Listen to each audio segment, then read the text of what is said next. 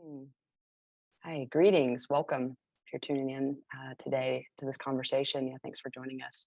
My name is Julia Hartsell. I'm co-founder and director at Heartward Sanctuary, an organization in North Carolina, um, a ritualist dancer, practitioner of ancestral lineage healing.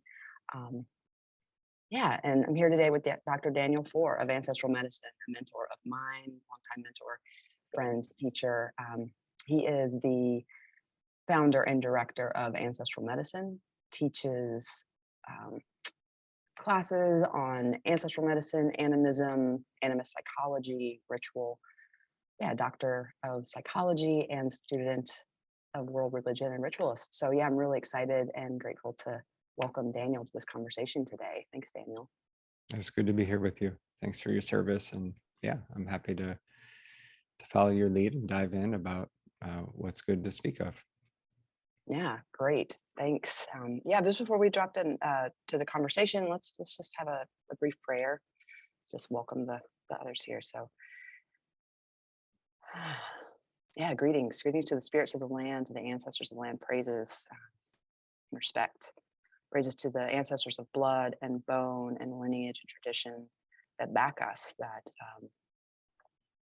protect, guide, nourish our lives. We're grateful. We're grateful to be alive, even in the complicated times, and just pray that this conversation be generative, nourishing, supportive to anyone listening, and to those no longer in a body and those who may return.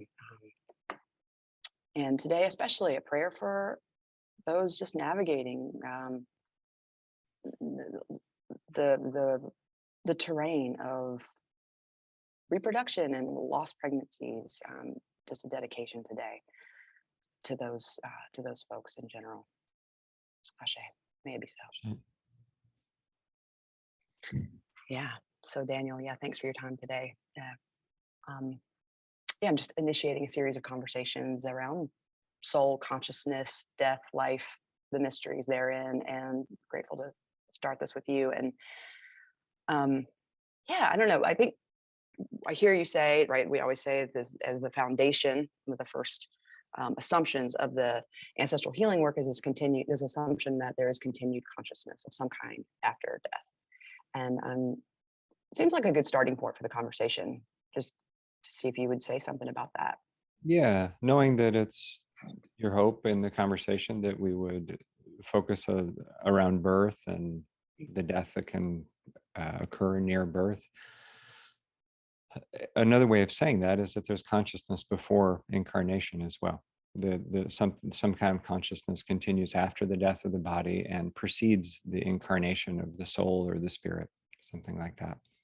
And that doesn't have to be just one thing. A lot of traditions on earth, of course, have a model of multiple souls or soul aspects, but it's fairly common or fairly universal even that there's some aspect of what we are is present before this incarnation. That doesn't need to necessarily look like a very set reincarnation past life model, but we're part of a bigger something, a mystery and all that, and that something enters and something departs with the life.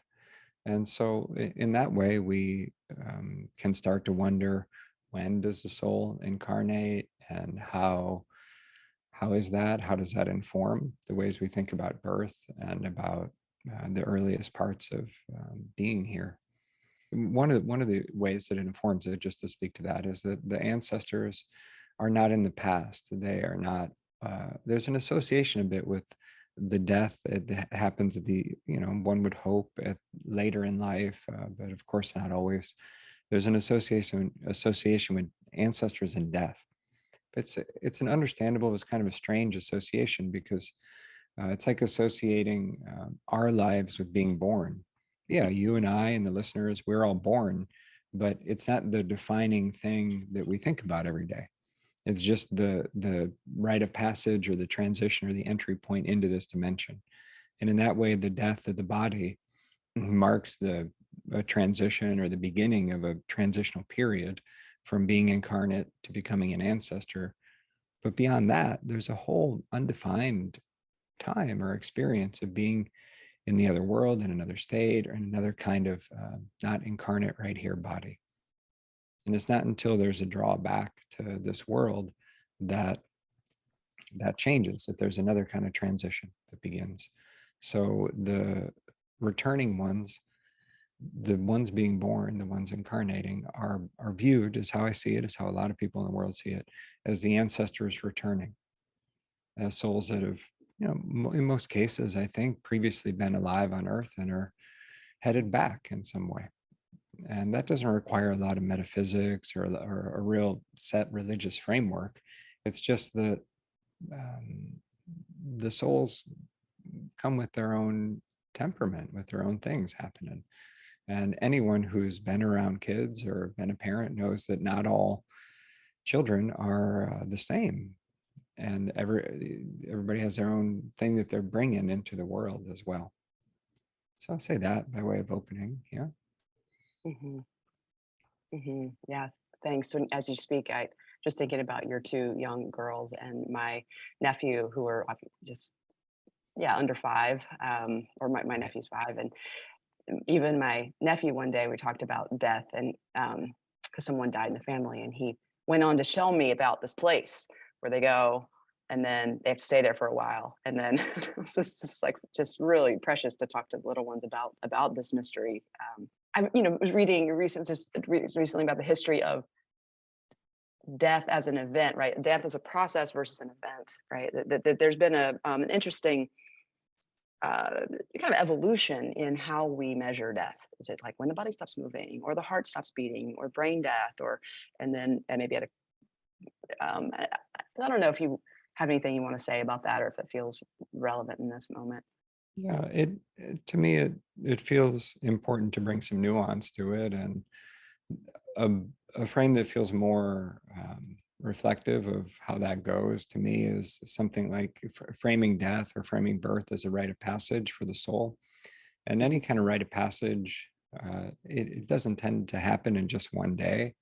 And let's say it on the shorter end, let's say it's a 3-day kind of ritual, that there might be a moment where, yeah, that's the moment where you actually sever from the world you were in, where you go out into the wilderness, or where you shave your head, or where you change your clothes, or you enter the sacred structure, or whatever it might be. There's some physical change going from here to there, but that's not the entire rite of passage. That's just one defining moment. So in that way, dying is we could think of it as the rite of passage from being here on earth to becoming an ancestor. There's a process before the death of the body. There's a way in which the death of the body, an actual clinical, physical, like medical death, often isn't just one discrete moment. And there can be times where someone dies and comes back, and complicated things that can happen around that day, if you will, in the rite of passage. And then there's what happens after the soul is recently, after the body's recently died, but the one who's died is not yet an ancestor. And so that in that way, I see the ghosts, or the ones who have died and who are not yet at peace, as still in their rite of passage. They just got delayed. And so they haven't really arrived yet at the status of ancestor, but they have died physically. So it's like they're stuck in day 2 or 3, but their ritual isn't complete, something like that. And so that can drag out for years.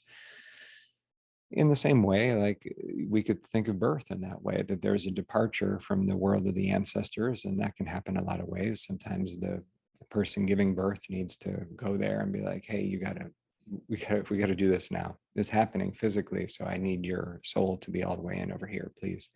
And there's the actual birth, which has is known. It does not happen all in one moment. Having attended, obviously, both births of our daughters, and the and then there's the time after that of stabilizing here in the world. And so being born, we could think of that as a process from conception or somewhere around there, where there's a departure or a turning attention toward this world, through getting settled after uh, being physically born or coming out of one's parent. So that it's not a discrete moment either. Big changes don't happen all in just one instant. So yeah, I guess I see it in that way. It reminds me of a a client I was seeing who was pregnant, and I was seeing her throughout her pregnancy.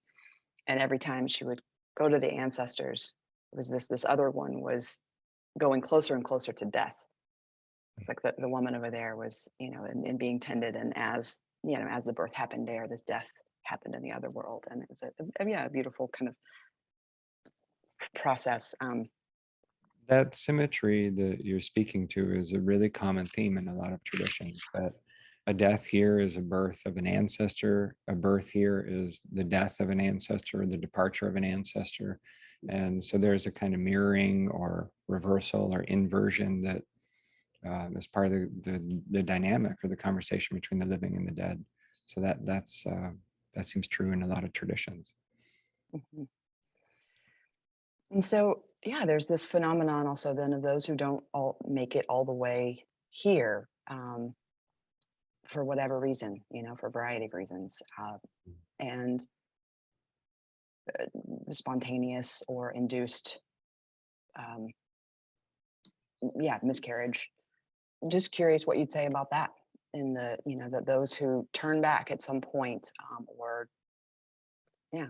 Yeah, of course, it's a big question and it's a tender question, and it's one that lands in all kinds of ways for folks because, as you named, some of those ones who aren't here for very long or not yet born or who die shortly after birth are, especially in the case of a conscious or chosen abortion, that sometimes it's the adults choosing to not continue with the pregnancy, and sometimes it's not the desired outcome. Or it's a case of it being medically not viable or not a choice that the person wants to carry through with. And so it's not the desired outcome, but it's still a choice.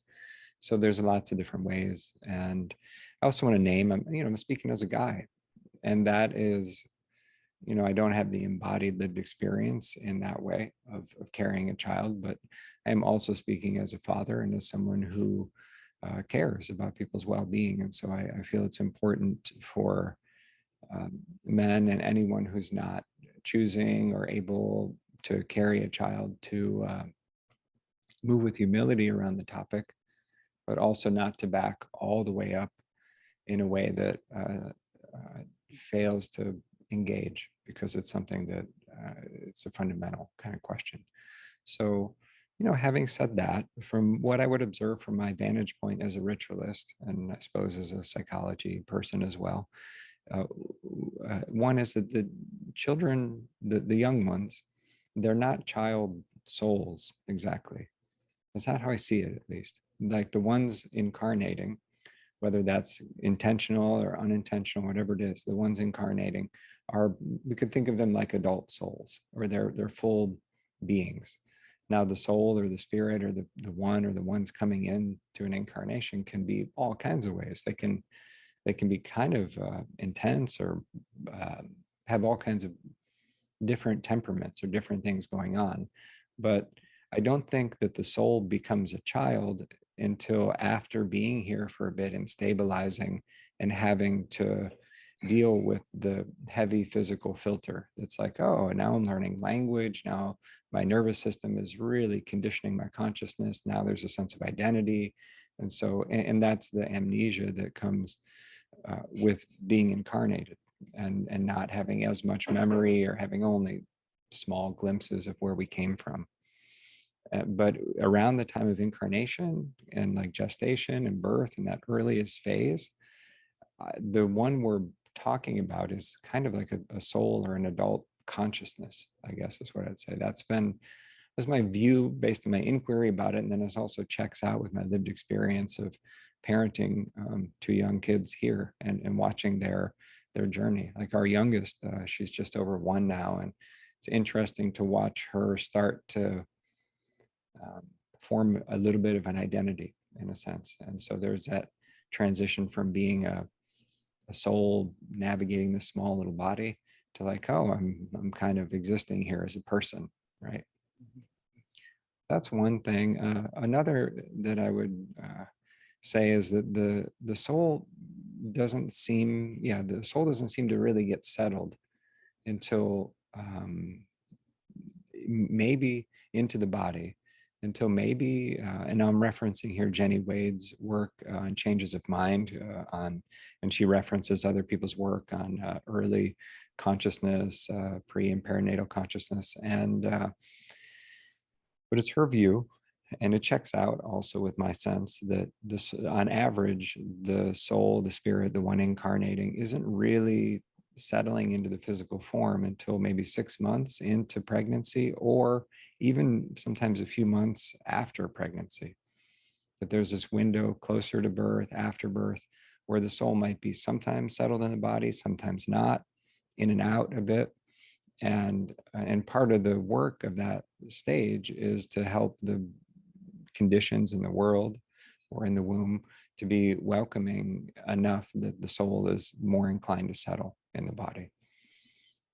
But it's important in how we frame it, because when we talk about the one arriving, are we talking about a baby? Are we relating with that one as a baby? Are we relating with that one as a kind of formed spirit that's about to have this weird journey of incarnation? Mhm. Those are two different ways of viewing what's going on that have a lot of different implications. Yeah. Mhm. Yeah, I heard that's a good distinction.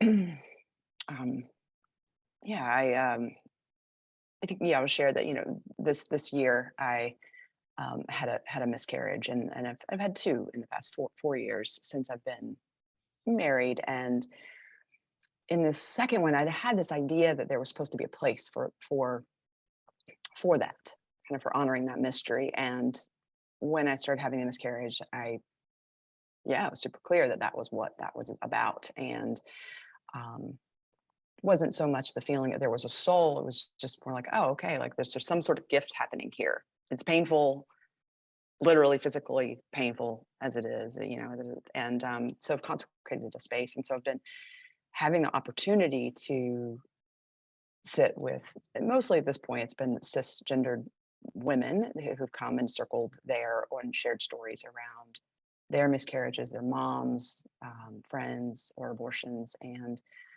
um, and then people who've come there, to heal, or to have some kind of meaningful process, because it's such a sort of absent. There's really not a lot of ritual framework. There's not a lot of, it's a medical event. Yeah, it's complicated, and there's a lot of dynamics that come into to the yeah to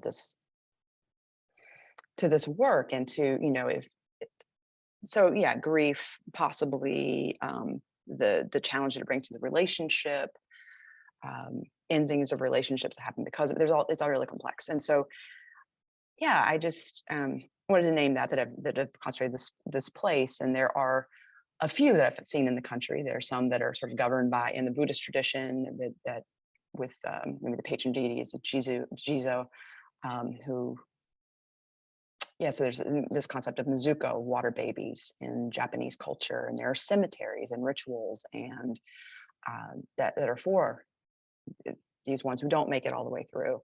And it's just culturally accepted, and so there's a ritual form for it. And then I've been into Italy to the Church of the Gran Madre di Dio, the Mother of God, and there's a chapel where there's a Mother Mary, and bibs, and presumably those who weren't born and who were. And so, yeah, I don't know if you have seen other cultural models in your work for honoring this particular passage. Yeah. Well, uh, thank you for your service and respect to the way in which it grows out of your direct lived experience, and it's very important that there are these kinds of rituals and awareness brought to not just the physical and psychological levels, but also the soul, spirit levels, and how they're all tangled up together. Um, one thing I would add, as a initiate in Yoruba traditions, it's not a particular facet of Yoruba traditionalism that I know a great deal about, but I know a little bit about it. And one of the teachings is around the name is at least sometimes given. I'm sure there are other names for it, is Abiku. B has to do with birth, one who is born to Iku, or to death. And it refers to, it's one way that traditionally death early in life, or miscarriage, is sometimes understood. And as I understand it, at least, the teachings are interesting for this conversation, in part because they uh, place the responsibility for that not being here very long condition on the soul or the spirit of the one incarnating. And they'll tend to view the one arriving as not committed to being here, or possibly even so I don't know if mischievous is the right word, or like problematically here and there, and not committed enough. And the response, sometimes in different ritual forms, depending on who's doing ritual around it, will take the form of a kind of communication or message to that soul or spirit to say, hey, like you gotta pick a lane. You can't keep doing this. You need to be all the way here, or not. So we need to sort this out. And in that way, as someone who would continue to have miscarriages or children dying young, it could be viewed at times that it's the same soul or spirit returning. And it's not my presumption to weigh in on that, or to place some kind of story on others' experience. But what's interesting to me about this cultural framing of what we're talking about is that it takes some of the psychological weight off of the parents that can sometimes be there. The sense that you've done something wrong, you're not what did I do wrong, what did I do to deserve this, like that. That it's not necessarily a punishment, but it's somehow a shortcoming of the adults incarnating the person. And in that way, it also foregrounds the importance of as a soul returning, of being here. You can't be half in and half out. You need to come all the way here. And so that is one teaching that feels relevant to name in the mix. And I would add about it that it comes out of this model that it's not a child soul. It's a fully adult, if you will, soul that's coming into form. And in that way, you asked earlier about what would I say from a ancestral healing arts perspective about miscarriage, abortion, lives that don't play out for long, right? It's my view, it's my observation, and again, respect to lots of different experiences about this. It's my view from a ritualist perspective that the ones who haven't been here very long have an easier time of rejoining the ancestors typically, and that they just haven't made a whole identity that becomes a liability in the after death or after incarnation journey. And so it's a more easeful, like the contact with this world is briefer. They're here, they're not here. That doesn't mean it's easy psychologically, one way or another, for the adults involved. I think sometimes people feel a tremendous amount of pain and sorrow that isn't legitimized by the culture, and then becomes all the more compounded because there's not a place for that to be held. I think other times people may feel kind of complete and not a lot of emotional intensity around it, and feel like they should have a different experience as well. So there's a lot of different kinds of you should be feeling this messaging that can happen, which I think is almost always unhelpful. Mhm. And I would say that the go-to powers, from my view, tend to be the wise and kind elder ancestors who can receive the one back who was not here for very long. Of course, that same principle for a lot of people can look like the child being welcomed back to God, or back to certain deities, or cared for by Jizo Bodhisattva or other accompanying powers and guides and helpers to make sure that things do sort out on a spirit level. I'm not saying there isn't any need for that. I'm just saying for the one incarnating, it tends to not be so difficult to find their way back to where they've come from because they haven't been here that long. So the principle there, another important one, is to at least make a distinction between the emotional, psychological, spiritual process of the parents and of the child, Mhm. and to not entangle the two. Yeah. And that sometimes the soul of the one incarnating may be really truly fine, like they're okay, and there's just a really sacred and important to care for amount of grief and sorrow and pain among the parents, or one or more of the parents. Both are important, but what isn't necessarily helpful or needed is to project that pain onto the child or the one that was here. Be like, oh, they're suffering. Are they okay? Are they okay? When they might be fine. Actually, it's just really sad and really painful. Yeah. Yeah, thank you. Thanks for speaking to that. It really it speaks to some of my lived experience also. When I was 4 or 5, my first experience with death was the death of a baby, a 3-week-old baby. My aunt, uncle, favorite aunt and uncle, they were kind of my second parents, lost their child and their baby, and it really transformed them. The grief, like you're saying, the kind of what did I do wrong, loss of faith, all of the that whole thing. It really the harm from that emotional impact. Um, yeah, will likely affect multiple generations. Um, yeah, my aunt died a few years ago, and it was a kind of a grief that she really never was able to process in this life because she took so much accountability and responsibility for it. And actually, the first message that I received from someone from the other side, from or not to make it so much there, but from someone who wasn't incarnate, was this one, Kimberly. Mhm. And there was this message like, I wasn't ready.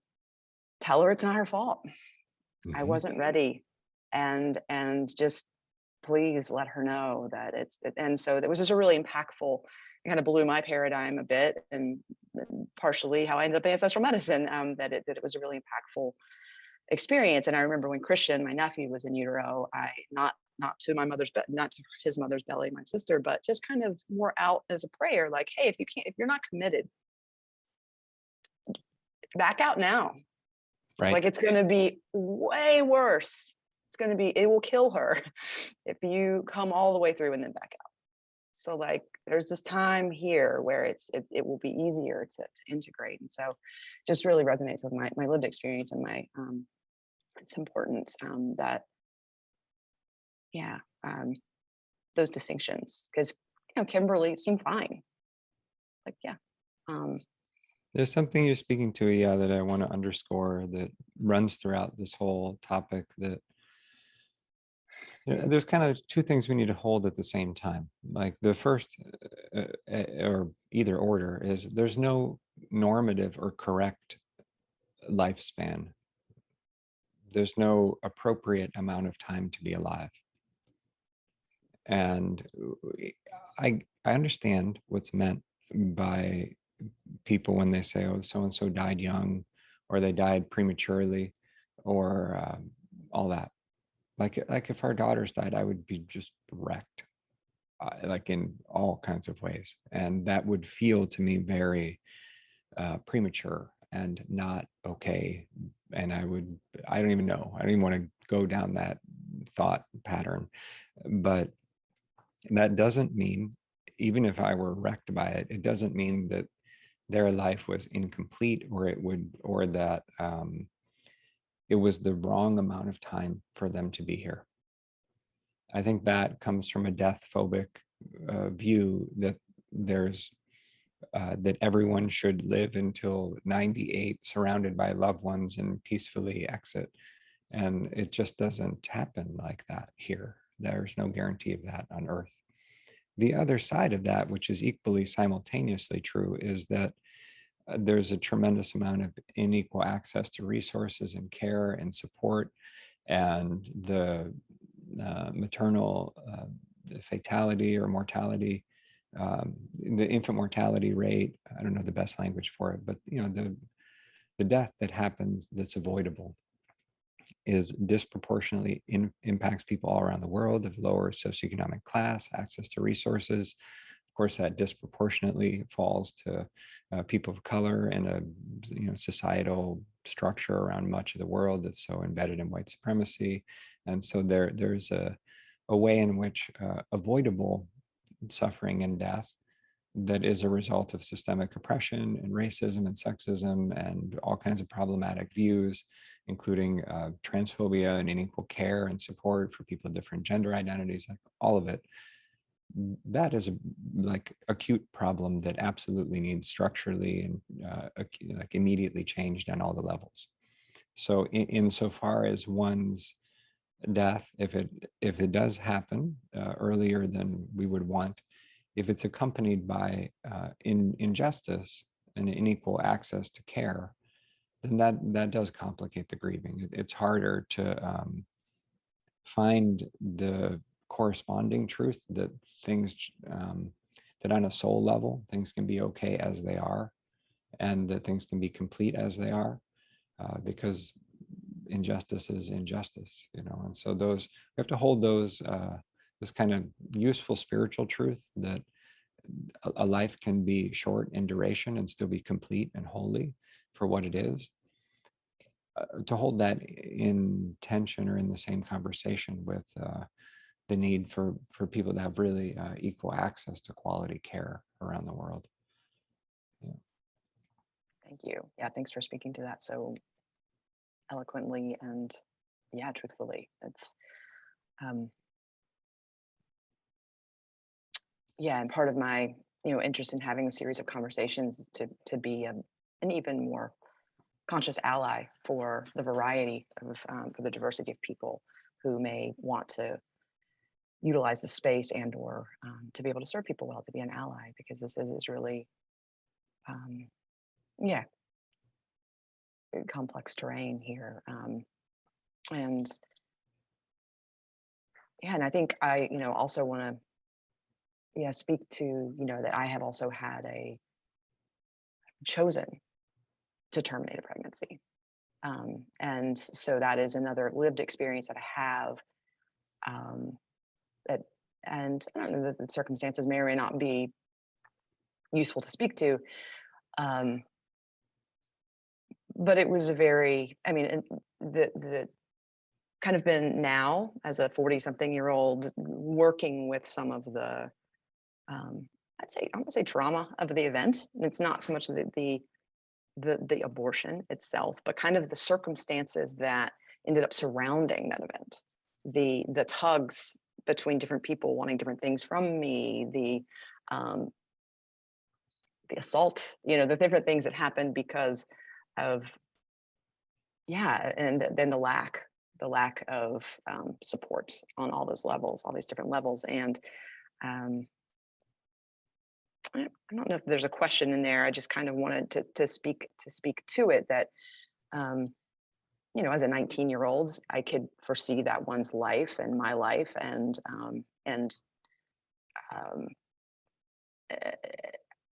I chose that, and I don't have so much regret over that. But I'm now getting to work with some of the kind of lingering just complications of that in our culture, and how so there's this culture, the cultural taboo that surrounds abortion, creating this its own level of impact. And so I don't know, maybe it's useful to speak about taboo a bit. I remember when we co-hosted Bio Akomalafe, he spoke once to taboo in a really interesting way. That it's not to not go there, but it's that enter slowly, and it's complex terrain, and it's it's I don't know what you might say about the kind of the distinction here between those who choose to return here and the choice to send back, to say not now. Yeah, well, let's go there a bit. For one, one of my real formative influences around spirituality is Islam, and in Islam, there's a real clear spirit that the things of this world are not separate from spiritual matters. There's not a this world and the other world kind of thing. And I appreciate that spirit, actually. And so even when folks come to very different conclusions about how to view abortion than my own conclusions, I can understand their view that their spirituality or their faith uh, leads them to conclude that, and therefore they're going to go for that. They're going to try to assert that core value, right? And as a result, well, let me say it like this: my own core values, even though I'm in a somewhat of a leadership role with ancestral medicine, I have to be mindful about what I say, what I don't say. Um, I hold the core value, and speaking as myself, I absolutely believe that everyone should have the access to safe care and an abortion if they wish for that. And we're going in the wrong direction in the United States right now. It's a scary time, and it's a really problematic and sad and infuriating dynamic that the access, which is already uh, too problematically restricted in some areas, is likely on a trajectory to become more restricted. And I have very strong feelings about that. And I also would speak in a way to the men listening and to say, hey guys, and hey other folks not having babies and feeling like this isn't your issue. Well, it is also. I know and I agree that with the spirit of a lot of women saying like, hey dudes, like get out of the way of this. You're way up in the restrictive, harmful side of this, back up. Ashe, absolutely. And I think it's important for men to affirm the right for women to do what they need to do with their bodies, women and others who are having babies. It's not only women, to be clear, it's also uh, uh, trans men, gender nonconforming folks, and etc. So when I, understand that I'm holding that in an inclusive way. And I also think it's problematic, as we circle into the topic, it's problematic to just say like all women should just decide, because there's a lot of women who I can respect as people and who have fundamentally different views on this topic than I hold. And so just being female doesn't mean that you're going to affirm the well-being and the rights of other women. There are millions of men who are pro-choice, and there are millions of women who, given the choice, would deny others the access to do what they feel they need to do with their bodies. So it's not there's nuance needed. Yes, let us center and listen carefully to the experiences of those actually incarnating the babies. And also there's everybody has a stake, and so there's a nuanced conversation that needs to play out. That said, I think the culture, well, for one, I'll say that because the topic of abortion and access to abortion and the ability to safely medically choose to terminate a pregnancy, because it's so polarized, because it's so it's so charged for a lot of people, it's such a defining thing.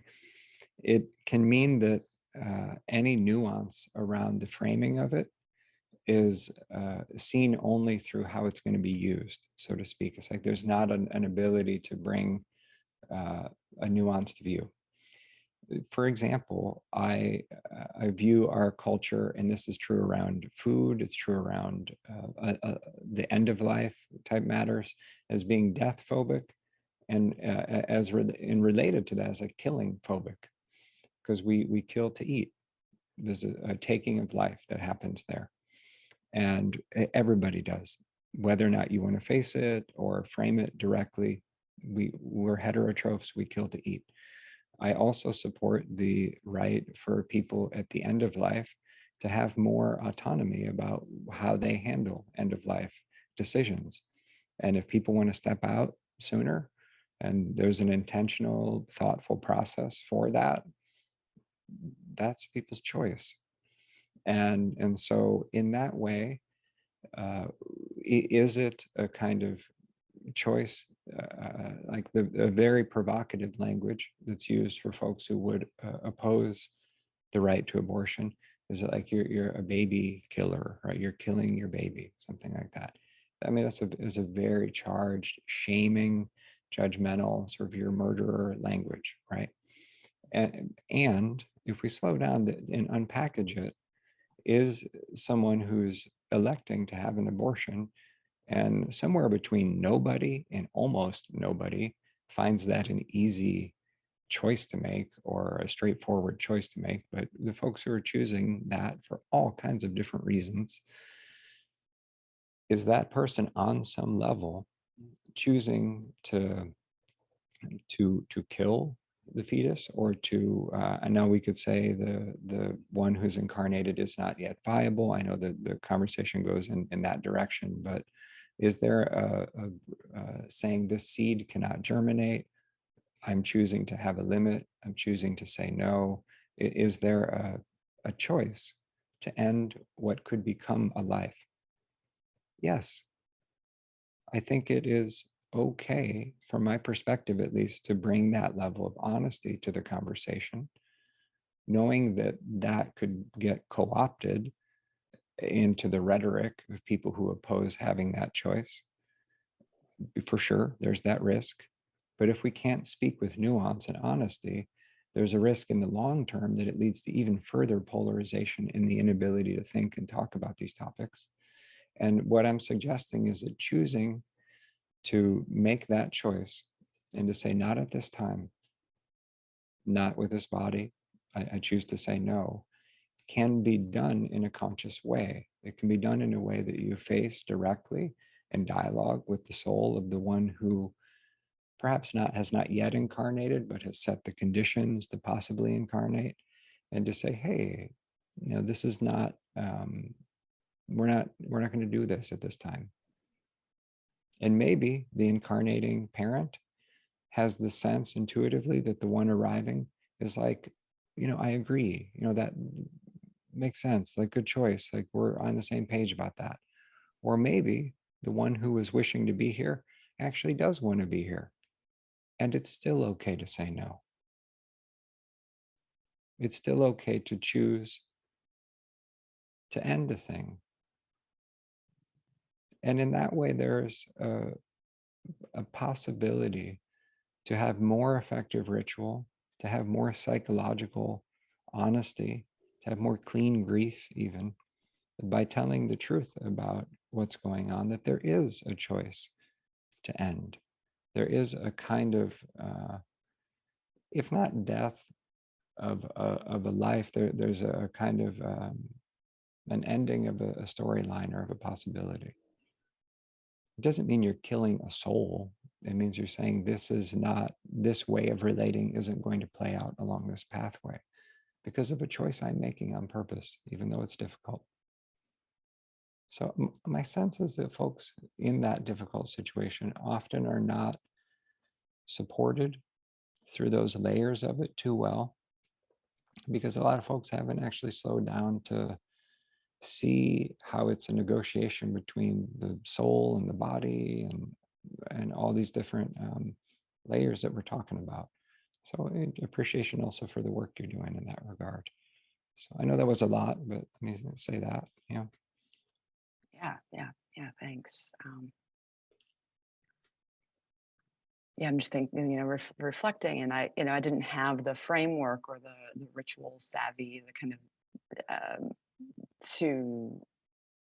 to be in sort of a conscious dialogue with the soul at that time in my life.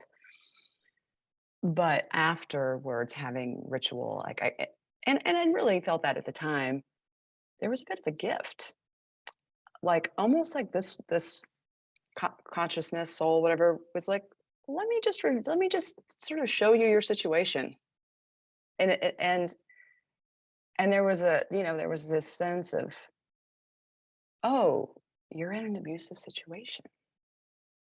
Like there was a part of me, my 19-year-old self, that's like, I can be in this. Oh, but I won't bring a life into this, And there was this sort of like, cool, we did what we were supposed to do. Like I just really felt that sense of like, this is complete and we're good, and there's no, And so just, yeah, that was a challenging experience, but also really generative for my life, and in that way. And There's a really thank you. Yeah, I'm sorry to cut you off. I just thought of one thing to add to what you're sharing is, of course, there's a anti-abortion push for those choosing abortion to have invasive procedure or be forced to view on, I believe it's a sonogram, the fetus, or to sort of be faced with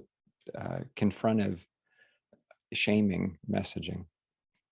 And it's not at all in a similar vein, but I feel curious how it would be if a really, truly kind interfaith space were held in a routine way for those choosing to have an abortion, to wonder, is it supportive to you to have someone hold the space for you to dialogue with this one that is near to you and could potentially be incarnating? No pressure if you don't want to do that.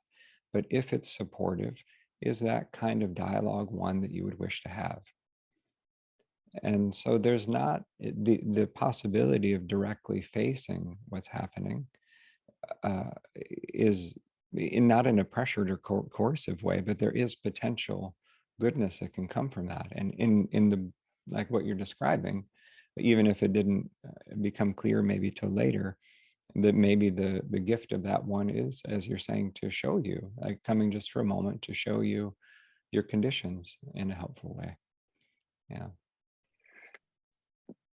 absolutely, and that feels, as a part of this sort of terrain of work, something that I, yeah, feel really called to be supportive in that way. And have, yeah, have talked to even someone in the Catholic tradition who's like, hey, you ever need me to show up and help pray with some, or just be that kind of space, because even that could be healing to have someone from the Christian tradition to be like, let me hold a completely open, non-judgmental space, for this. And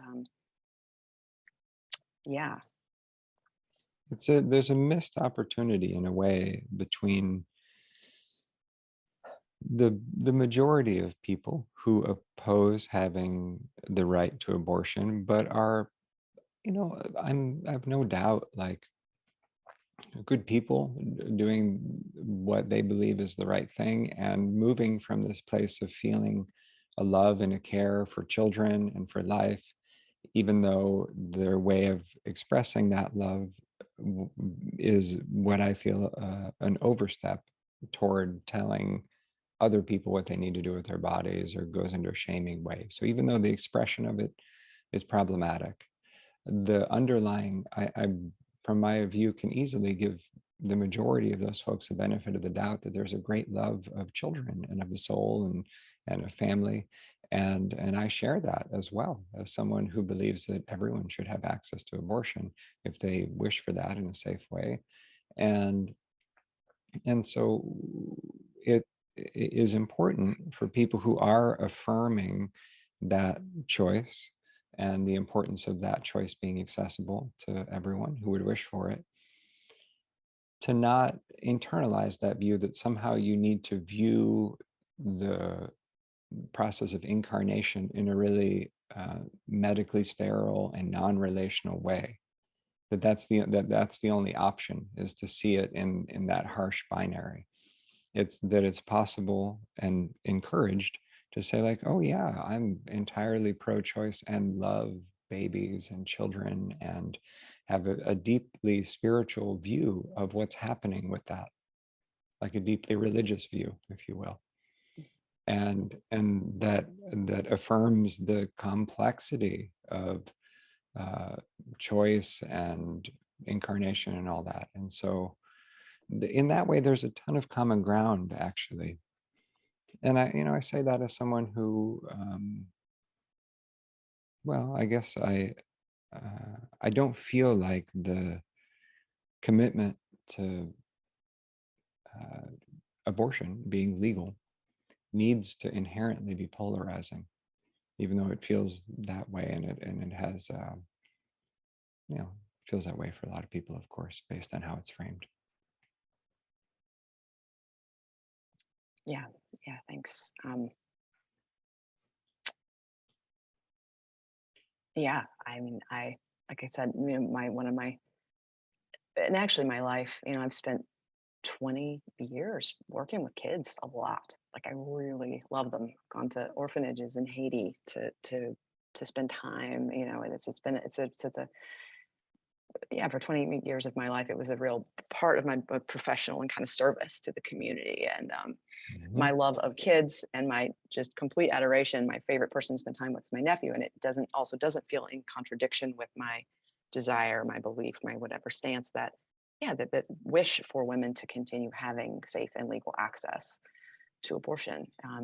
And some of the women who have come to share their stories, it's been a lack of support either from the culture, the economic system that we're in, or the partner that has kind of really come down to help, making that choice, right? That it's um, the expectation of the male, or the lack of presence of, and it's really hard. It's hard to have. I mean, Mercy, there's a lot of um,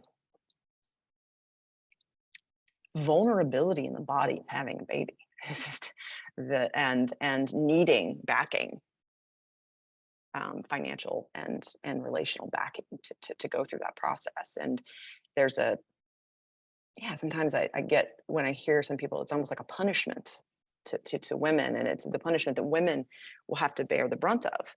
Um, right, like this new the laws in Texas, it very much targets the women rather than maybe there's a very shared decision, by both parties, the you know the that come to that decision. So I don't know, just I think it's mm, important for, again, generalizing when we're saying men and women, that it's most often yes, like that, but of course, inclusivity of folks of different gender identities and whatnot. And a lot of men, you are conditioned, and I know this from my own conditioning, at least in the United States, so I don't want to generalize too much internationally, but men are often conditioned either to manage a situation or just to check out. And like, I know what to do, I'm gonna handle it, or I'm gonna step back and not handle it. And especially when the topic of birth in general, conception, birth, parenting, etc. I looking for childcare for our kids here. At least when we did that, it's pretty still pandemic-y right now, but it's just kind of a given that like all of the people are women, and it's super gender based, and like almost all of them. And so there's a way in which men tend, based on the cultural conditioning and all kinds of things, to just disengage from this whole terrain of topics. So this is women's stuff. Yeah, kind of. And also your presence and role is really important. And that presence doesn't actually have to fit into like, I'm checked out or I'm managing it. There's a lot of space in between there. And so if you're, for example, in the role to a companion someone who's having an abortion, or to be present at a birth, or whatever it might be, so there are lots of layers around what's happening, or to be present when someone is birthing a baby that they know is already dead, and that's rough on all kinds of levels. But if that's your role, to person up and to be that space holder, to know that there's all the psychological things to do and things to say and not say, and err on the side of not saying too much if you're not sure. And additionally, to know ritually what to do, that you can call in your own ancestors, you can call in the loving grandmas and grandpas of your own lineages and of the shared lineages, if that's the circumstance with the person, and the helping powers, and to establish a really safe container.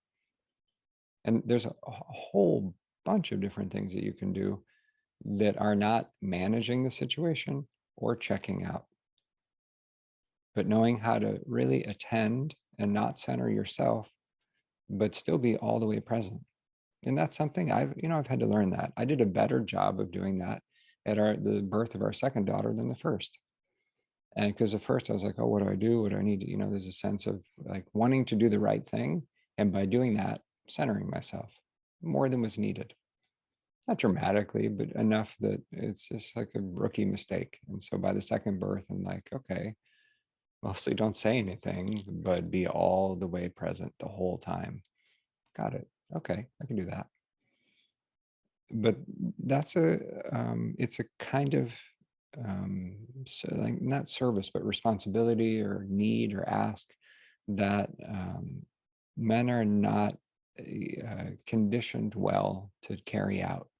So there's a need to recognize, okay, I'm not going to be an expert in here. It isn't mostly my show, but I'm also critically needed.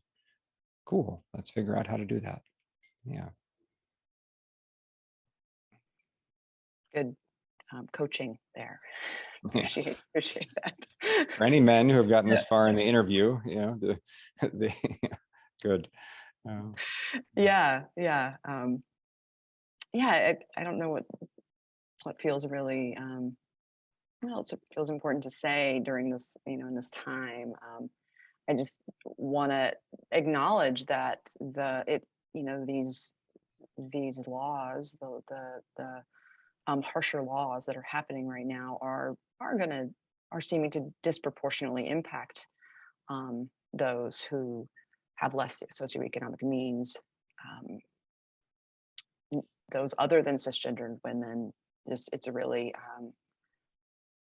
yeah, just respect to how this is already playing out and impacting people um, in Texas and beyond, and I don't know where it's possible that these laws could go, but I've even seen people being criminally penalized for a miscarriage. That's Yeah.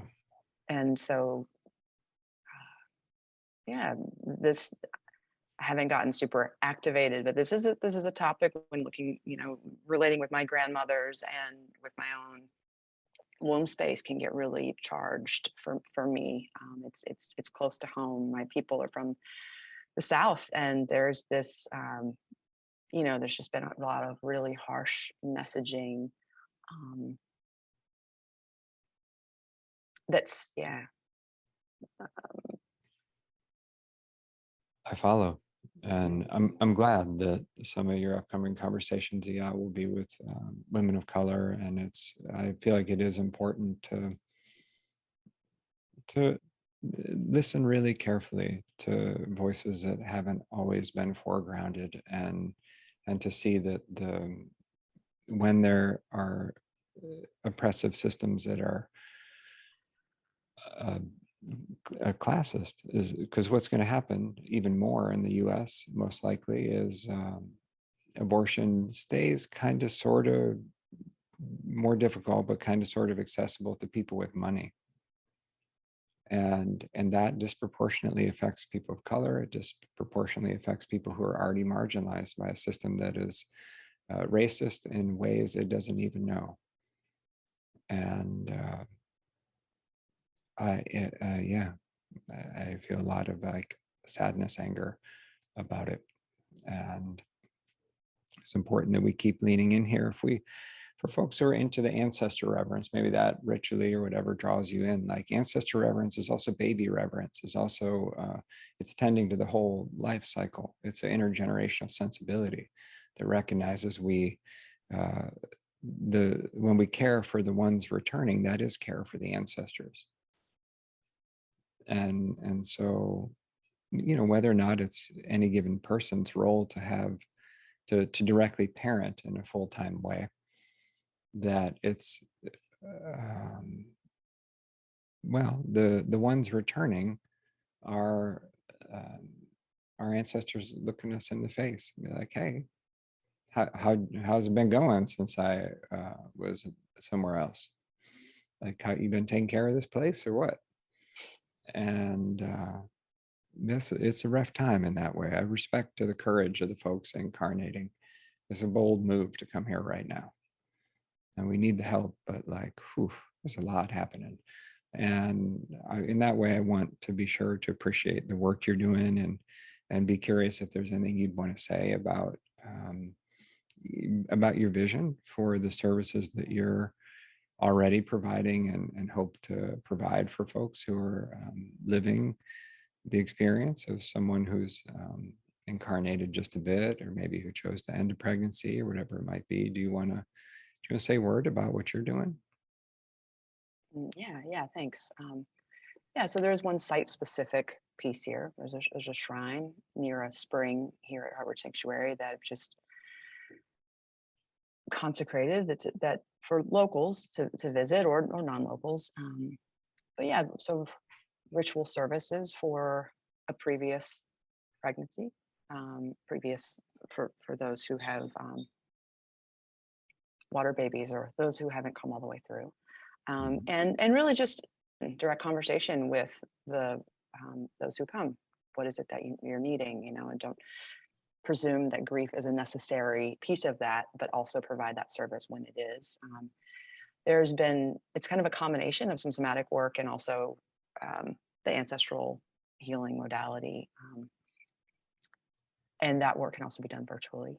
And I'm absolutely 100% available for companioning anyone who is pregnant, who is trying to make a choice, to understand the risks, the physical or life, or just the risks, just the complexity of the situation, to hold that. And I really believe that,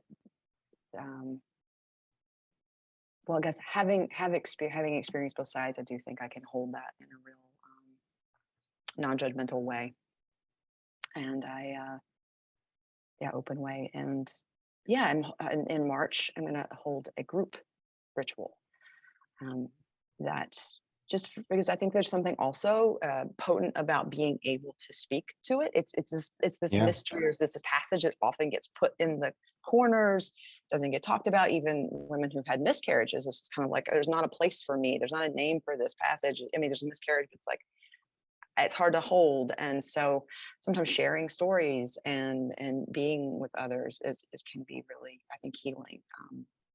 And yeah, there's that. Yeah, and I just, it's been interesting. It's been interesting holding space for people, and seeing the different ritual implications, or different needs in different situations, and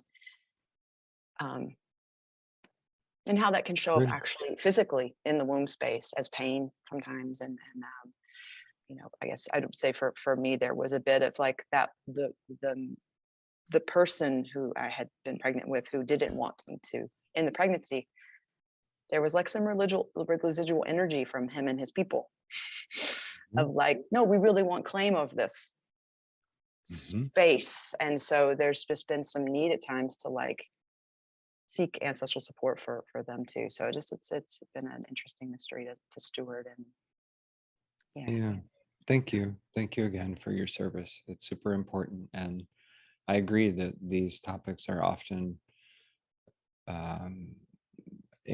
held as kind of taboo, or kind of something that one should just stay private about, and in that way, the folks having the most direct lived experience get cut off from support, because there's not an outlet, there's not a space, there's this subtle layer of shame, or not so subtle layer of shame, that cuts us off from care and love and support when it's most needed.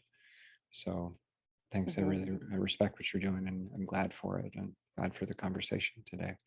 And just would add that if there's anything I've said that lands in a charged or polarizing way for folks, like, I honor that. It's not my intent to bring that, and I'm doing my best to speak from my own position and experiences about how I see a thing, and to know that I would rather try to participate in a mindful way in the dialogue when it makes sense to, then avoid it. And so may we come from that spirit of at least speaking of difficult things and finding a way to do that while staying connected. Thanks. Thanks. Yeah, thank you. Thanks to all who have tuned in, and yeah, thanks Daniel for your time.